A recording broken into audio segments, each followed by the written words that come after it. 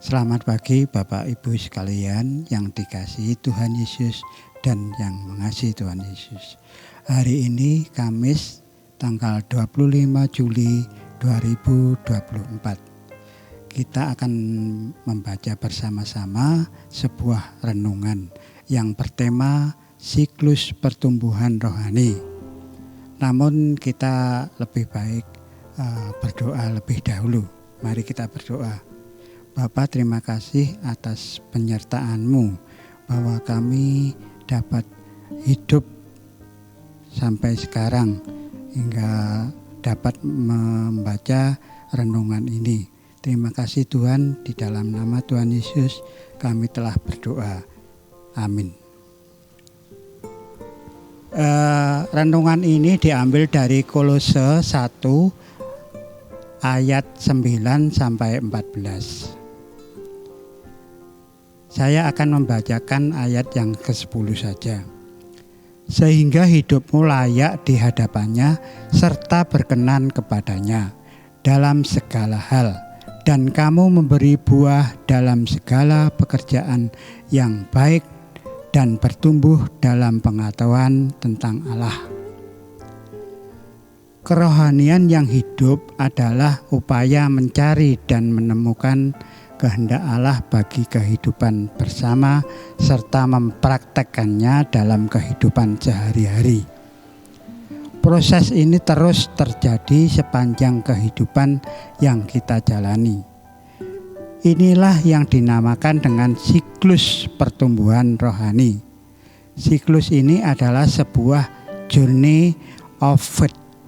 Kita di hadapan Tuhan dan sesama. Kolose 1 ayat 9 sampai 14 dapat dilihat sebagai nasihat Paulus agar jemaat Kolose terus mencari, menemukan dan melakukan kehendak Yesus dalam proses pertumbuhan rohani mereka.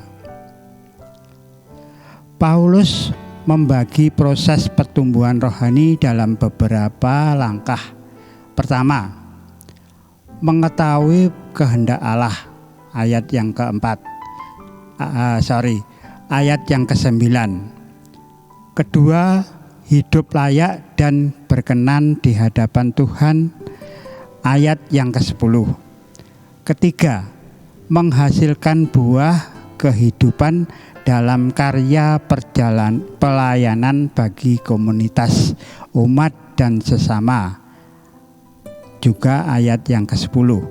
Keempat, melakukan refleksi iman atas semua yang telah dilakukan sehingga semakin bertumbuh dalam pengenalan akan kehendak Allah, ayat yang ke-10. Seperti yang terjadi pada langkah pertama dan demikian seterusnya. Motivasi dari semua proses pertumbuhan ini adalah ungkapan syukur kepada Yesus yang telah menebus dan mengampuni segala dosa dan menjadikan kita sebagai anak-anak kesayangannya. Ayat yang ke-13 sampai 14. Bagaimana dengan kita? Jika kita bersyukur kepada Yesus yang telah menebus dosa kita dan menjadikan kita umat pilihannya, maka kita harus terus bertumbuh dan berbuah dalam kehidupan kita. Amin. Sampai di sini kita akan berdoa.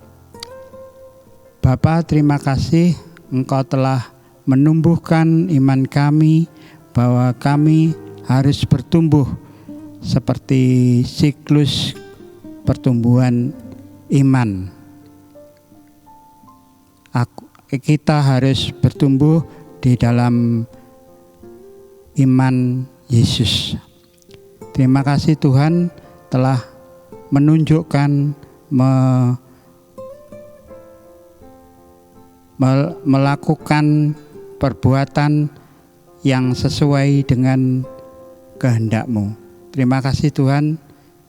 Di dalam nama Tuhan Yesus, haleluya, amin. Terima kasih, selamat pagi, Tuhan memberkati.